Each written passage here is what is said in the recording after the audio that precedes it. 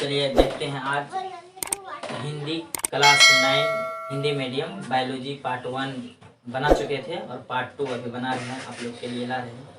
उसमें बताए थे फंडामेंटल यूनिट ऑफ लाइफ के बारे में, सेल के बारे में। चलिए देखते हैं।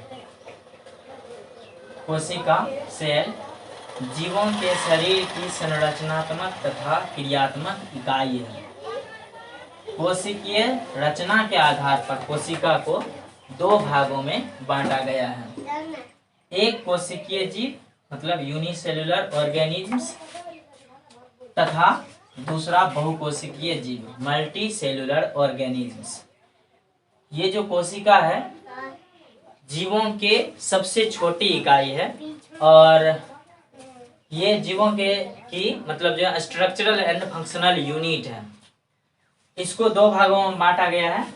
किसके आधार पर? रचना के आधार पर, on the basis of structure. उसके आधार पर दो भागों में बांटा गया है। एक है एक कोशिकीय जीव मतलब यूनिसेलुलर ऑर्गेनिजम्स एंड दूसरा है बहुकोशिकीय जीव मल्टी सेलुलर ऑर्गेनिजम्स। चलिए देखते हैं एक कोशिकीय जीव को। एक कोशिकीय जीव ऐसे जीव जिनका शरीर एक कोशिका का बना हो, एक कोशिकीय जीव कहलाता है। जैसे अमीबा, अमीबा मतलब अंग्रेजी में इसको इस तरह लिखते हैं पैरामीशियम, यूग्लिना, क्लेमाइडोमोनास, बैक्टीरिया मतलब जीवाणु इत्यादि।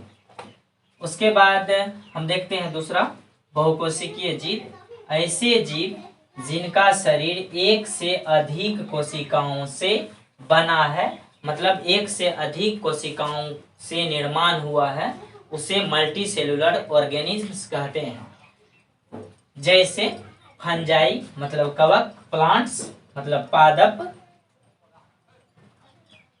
तथा विकसित जंतु मतलब डेवलप जितने भी एनिमल्स हैं और जो प्लांट्स हैं एंड फंजाई हैं, ये सब मल्टी सेलुलर ऑर्गेनिजम्स के अंतर्गत आते हैं। उसके बाद हम देखते हैं कि कोशिका की खोज रॉबर्ट हुक ने 1665 ईस्वी में किया। रॉबर्ट हुक ने 1665 ईस्वी में कोशिका का खोज किया।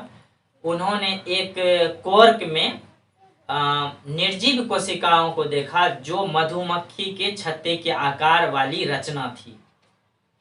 और इसी के संदर्भ में एक वैज्ञानिक आर वर्च्यू है 1855 ईस्वी में उन्होंने बताया था कोशिका का निर्माण जो है पहले से बनी कोशिकाओं से होता है। आर वर्च्यू नामक वैज्ञानिक ने इस संदर्भ में बात की थी और उन्होंने कहा था कि ओमनी सेलुला सेलुला, ओमनी का मतलब ओल्ड और सेलुला का मतलब होता है सेल और सेलुला का मतलब है सेल। फिर कि ओल्ड सेल से फिर नई सेल का निर्माण होता है। फिर आगे देखते हैं जीव वैज्ञानिक अनुसंधानों से यह प्रमाणित हुआ है कि कोशिकाएं मुख्यतः दो प्रकार की होती है। उसमें पहला है प्रोकैरियोटिक सेल, प्रोकैरियोटिक कोशिका मतलब प्रोकैरियोटिक सेल एंड यूकैरियोटिक कोशिका मतलब यूकैरियोटिक सेल। ठीक है, अब हम देखते हैं।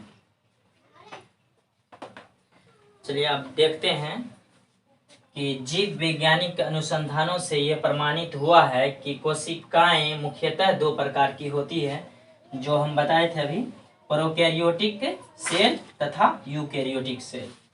प्रोकैरियोटिक सेल क्या होता है अभी हम इसके बारे में पढ़ते हैं। ये जो है ये अविकसित कोशिकाएं हैं जिनमें पूर्णतः संगठित और व्यवस्थित केंद्रक नहीं पाए जाते हैं। जैसे बैक्टीरिया मतलब जीवाणु तथा ब्लू ग्रीन अलगी मतलब नील हरित शैवाल की कोशिकाएं। उसके बाद दूसरा नंबर देखते हैं यूकैरियोटिक कोशिकाएं।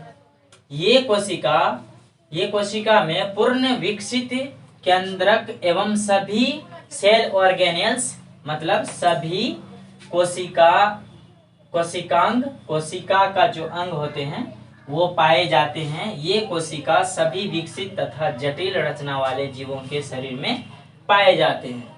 तो यूकैरियोटिक कोशिका में केंद्रक पाए जाते हैं और प्रोकैरियोटिक कोशिका में केंद्रक नहीं पाए जाते हैं।